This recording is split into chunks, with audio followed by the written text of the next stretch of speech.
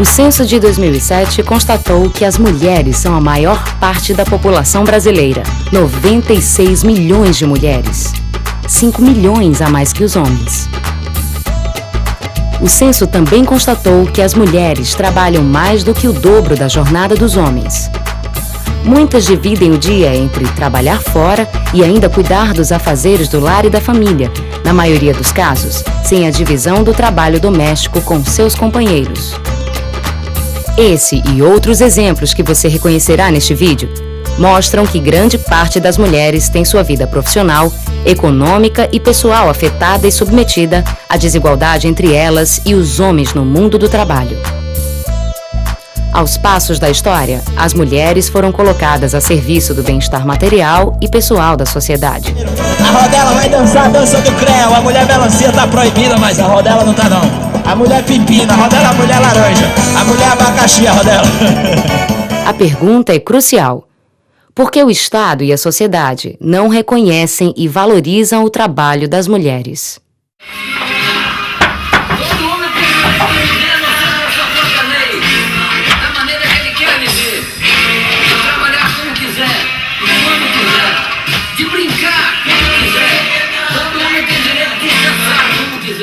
A unidade de produção é a unidade doméstica, é a casa. Com todo o nascimento da fábrica, né, com a Revolução Industrial nas sociedades europeias, há uma ruptura entre a unidade de produção doméstica, né, a unidade de produção do mercado. Então aí começa a se estruturar uma divisão do trabalho onde o que é privado é o dentro da casa, é a responsabilidade das mulheres, e o público, o trabalho fora de casa, é a responsabilidade dos homens.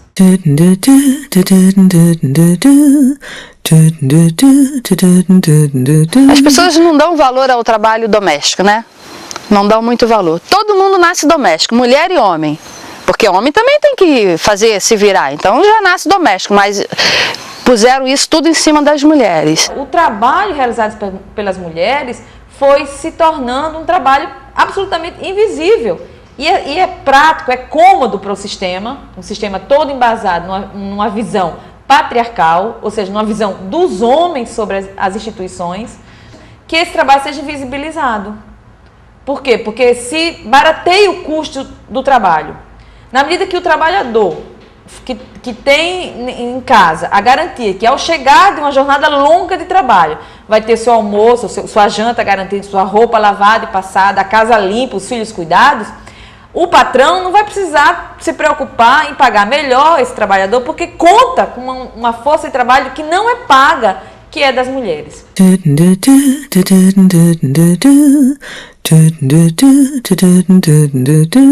A gente acha que está sendo gratificado pelo amor dos filhos, pelo amor do marido, pelo amor da mãe, do pai, de quem quer que seja, até mesmo quando a gente recebe um elogio, nossa, a comida está maravilhosa, nossa, que cheirinho bom na casa, é o nosso pagamento, né? Não é um pagamento de dinheiro, né? E a gente acaba ficando gratificada por isso, a gente acha que isso é o melhor.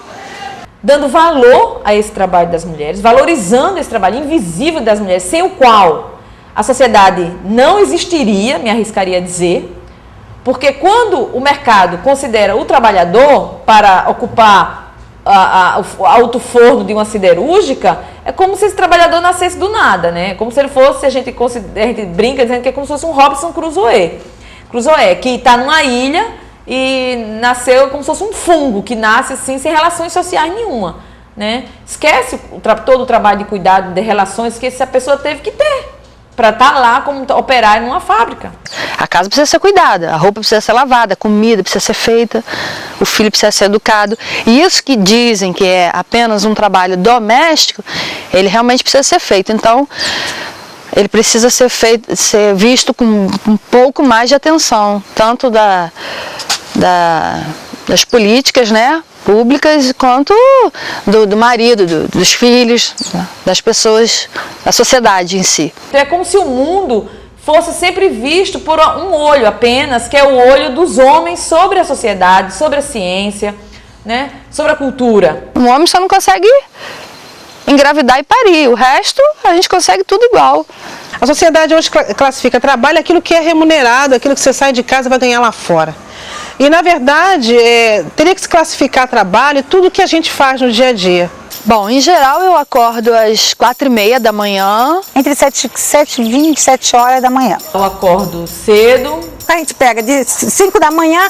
Às 6h30, 7 horas da manhã. Eu lavo o rosto, escovo os meus dentes, vou preparar o café. O dia mais ocupado da semana para mim é o final de semana. Cada dia pior do que o outro.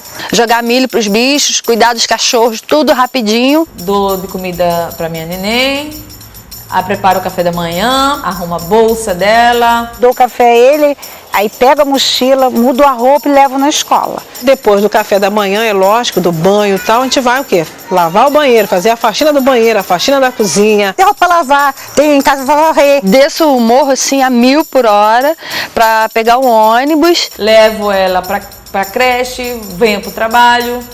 Depois de fazer essa limpeza, que já lá vai meio-dia para você fazer bem, né? Tem toda a parte de alimentação. Eu dou uma parada para ver o almoço. Faço a comida já de manhã para depois eu pegar o resto do dia na roça. Na hora do almoço resolvo milhões de coisas da casa. E começo, né, a fazer meu artesanato.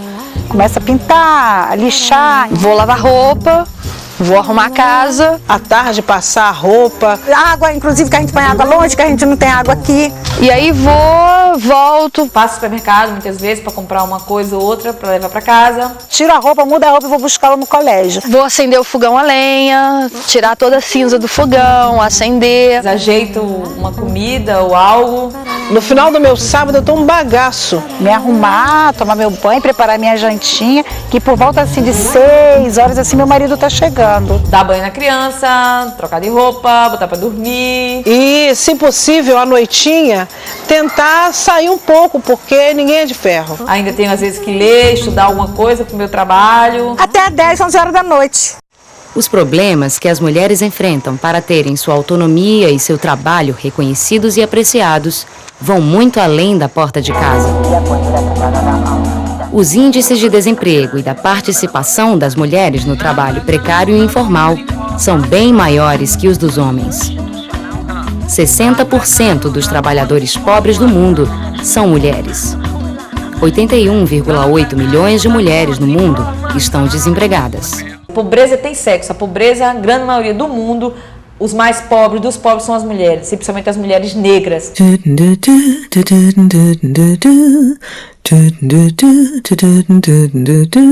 Eu prefiro trabalhar no meu trabalho, que é informal. Eu tinha um salário razoável mesmo, mas eu não vivia, eu só vivia para o trabalho. Para dizer a verdade, quando eu fui mandada embora, eu fiquei muito feliz, porque no fundo eu estava doida mesmo para sair, porque eu trabalhava de segunda a sábado. E dia de domingo eu tinha que limpar, passar, cozinhar. As mulheres da nossa área não têm muito preparo para galgar melhores espaços, né? Então elas são muito mais discriminadas, ou porque moram longe, ou porque não têm conhecimento, ou porque não têm a beleza exigida, ou porque não falam bem. Elas passam por vários processos, várias provas, várias seleções que elas acabam ficando para trás em função das outras pessoas que têm mais oportunidade. Olê, mulher rendeira, olê, mulher renda, me ensina a fazer renda que eu te ensino a namorar. Me ensina a fazer renda que eu te ensino. E o bombril acabou. A ocupação informal que mais emprega mulheres no mundo é o emprego doméstico. Elas são responsáveis quase que exclusivamente pela manutenção e pelo crescimento de uma profissão tão invisível. 21% das mulheres negras são empregadas domésticas. Apenas 23% delas têm carteira assinada. 12,5% das mulheres brancas são empregadas domésticas. Apenas 30% delas têm carteira assinada. Em geral, as mulheres, quando casam, vão ter filho, têm que parar de estudar. Então, o emprego que menos exige qualificação profissional é o trabalho doméstico. Então, se torna uma âncora de trabalho para elas. Quem valoriza o trabalho doméstico? Minha vida inteira foi trabalho doméstico, agora que eu estou vivendo, porque quando eu nasci foi na roça. Eu trabalhava na roça, desde 7 anos que eu trabalho. Então era plantando, era criando galinha, criando porco, fazendo essas coisas. Quando eu vim para a cidade foi trabalho doméstico. Agora é que eles estão inventando de carteira assinada, porque eu trabalhei muito tempo sem carteira assinada.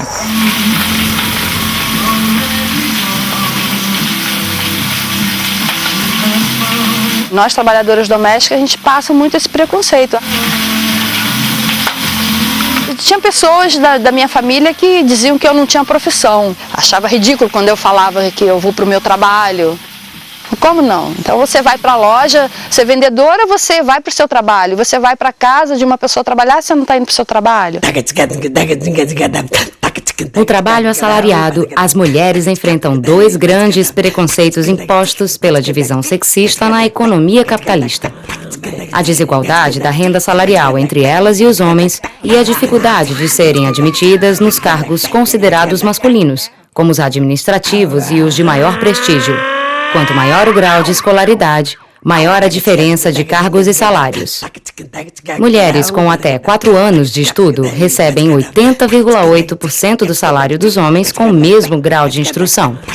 Mulheres com 12 anos ou mais de estudo recebem 61,6% do salário dos homens com o mesmo grau de instrução.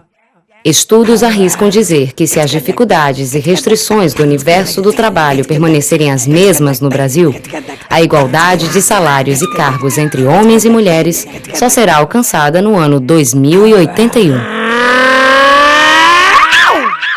Isso tem a ver com o próprio processo de subvalorização, né, em todas as dimensões das mulheres, né, no mercado de trabalho, no trabalho que realiza invisível de reprodução da vida. Isso se reproduz, obviamente, no nível salarial. O problema do mundo não é a pobreza, mas a riqueza concentrada nas mãos de poucos. E com 3 anos de empresa, eu assumi uma secretaria, né, numa escala dentro da empresa muito importante. E nessa época que eu assumi essa secretaria, eu tive muito problema com o pessoal à minha volta, né? Dentre outros problemas, era a questão mesmo da raça, né? Eu me lembro como se fosse hoje que tinha um companheiro de trabalho, que ele era chefe de uma seção, que ele virou para o meu chefe e perguntou: o que você viu nessa neguinha? Sua vida recomeça quando a violência termina. Importantíssimo. Não acredito muito que nós sejamos superiores ou inferiores. Eu acho que a sociedade impõe que haja essa diferença e a gente aceita. Existe uma coisa que faz toda a diferença no relacionamento homem-mulher. É o diálogo. A explorada responsabilidade das mulheres com o lar e com a família torna sua jornada diária de trabalho muito superior à dos homens. E são poucas as políticas públicas que de fato funcionam para mudar esse quadro. Enquanto as mulheres gastam em média 22 horas de sua semana com tarefas do lar, os homens gastam cerca de 10 horas por semana com essas atividades. Quando as mulheres estão no trabalho assalariado, elas estão também administrando a vida da casa. Então não existe uma jornada que acaba e começa outra. Existe uma sobre-jornada. Meu marido, ele até me ajuda, assim, ele me ajuda até bastante, mas poderia até me ajudar mais. Nós, mulheres, trabalhamos de manhã, meio-dia, de noite, não tem hora para gente trabalhar, trabalho para fora, trabalho em casa. Eu nem peço mais, porque ele não gosta de cozinha, entendeu? Ele foi criado, a mãe, fazendo pratinho, dando na mão. Ela tem sempre um segundo turno, que é a sua casa. Outras têm até 3º turno, porque são as que estudam à noite, né? Tem outras que têm 4º turno, porque ela, além de fazer tudo isso, ela sempre descobre um tempinho de fazer um trabalho a mais para ganhar um plus a mais para melhorar o seu orçamento. A reforma agrária, a reforma urbana, com moradia, enfim, as políticas públicas poderiam, de fato, mudar de forma qualitativa a vida das mulheres.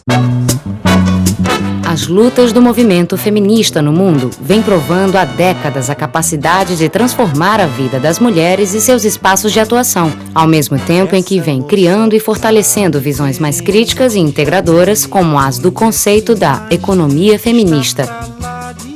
A economia feminista, ela se estrutura, né, a partir dos anos 70, por aí, os 80 principalmente, com essa visão de que o foco da economia ela não pode ser o lucro e o mercado.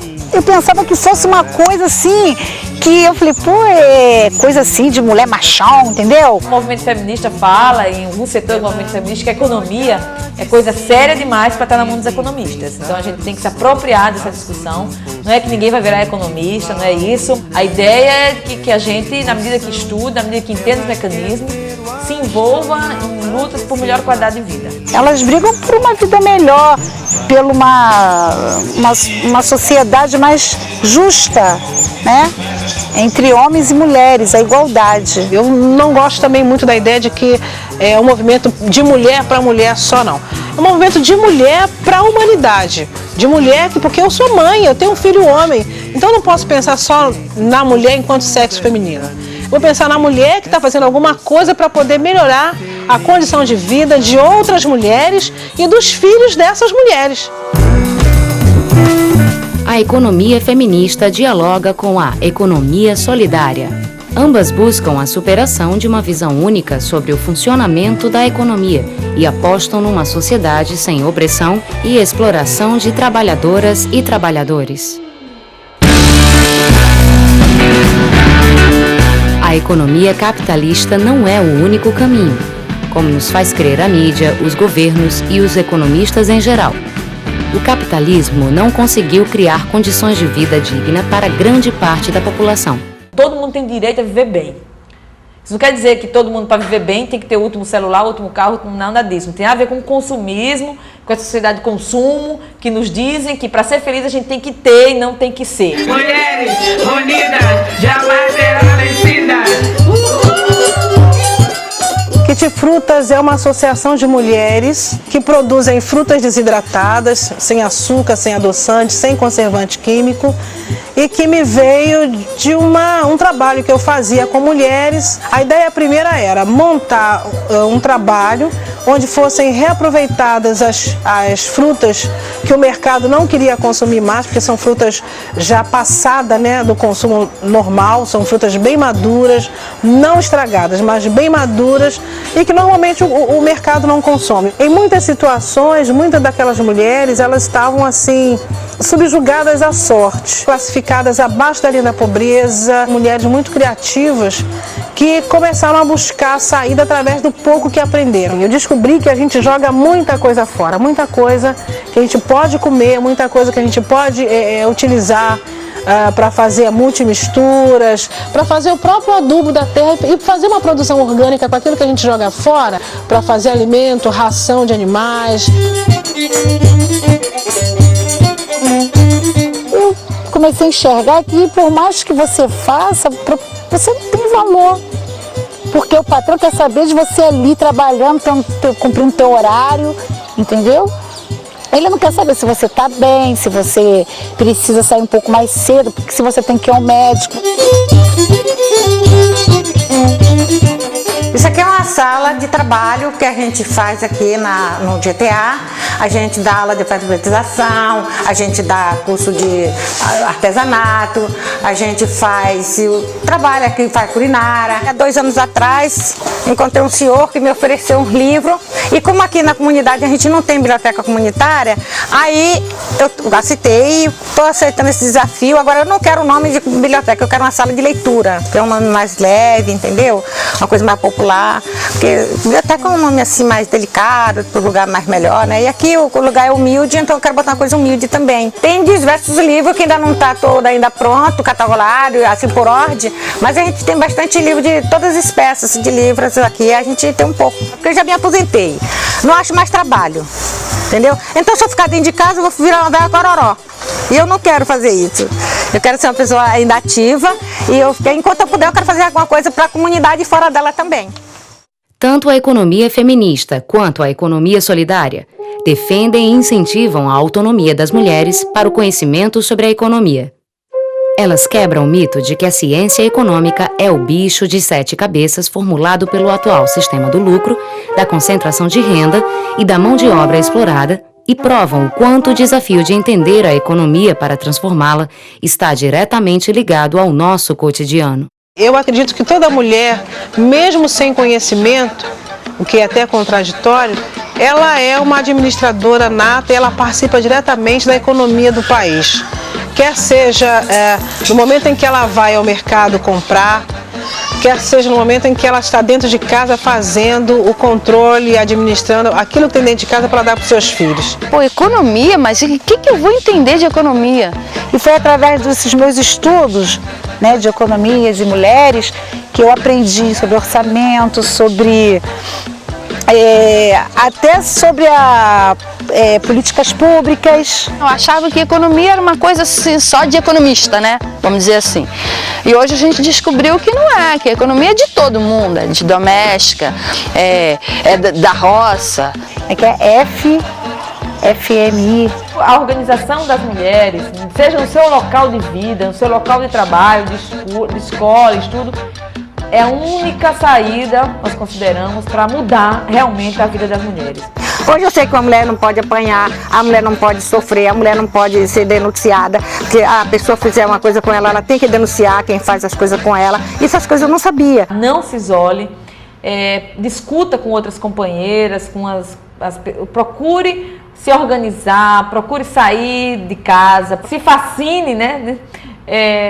Pelo mundo do conhecimento, do estudo e da luta, que é fundamental para a gente mudar a vida das mulheres. Eu acredito que outras mulheres precisem conhecer e precisem saber de experiência de mulheres, e mulheres de fibra. Buscar o conhecimento, estudar. Nós somos mulher, nós não somos objeto, nós somos uma mulher para a gente defender a vida da gente, entendeu? E para a gente saber o que é que a gente quer. Ser livre é ser revolucionário e feliz, coisa que eu sou muito. Lá vai Catarina descalça subindo a ladeira. Que mulher guerreira, oh, que mulher guerreira. Sozinha levando a sacola pesada da feira. Que mulher guerreira, oi, que mulher guerreira. Quem vê Catarina passando nem pensa o perrengue que passa. Descalça ela vai caminhando, sorrindo com graça. De dia ela vai pra faxina, de noite ela faz mamadeira. A força que tem Catarina não é brincadeira. Que mulher guerreira, oh, que mulher guerreira. A força que tem Catarina não é brincadeira. Que mulher guerreira, oi, que mulher guerreira. A força que tem Catarina não é brincadeira.